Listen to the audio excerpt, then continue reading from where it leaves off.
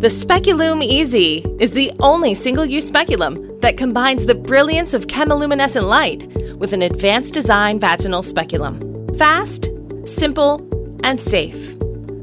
Let's begin.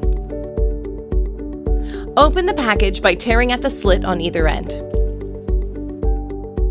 Remove the black packet containing the light insert. Open the packet by tearing the long perforated edge. Using your thumbs, firmly press the insert until you hear a snap. Briefly shake the insert to fully activate it. Once activated, it will provide approximately 15 minutes of light. Position the light insert into either the upper or lower blade and slide forward so the tabs go under the railing. Push firmly in place. To elevate the upper blade, use your thumb to gently slide the colored yoke upward.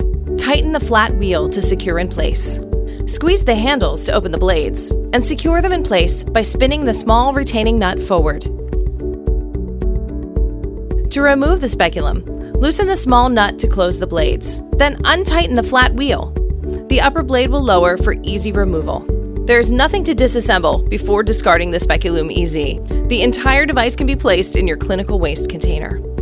Fast, simple, and safe.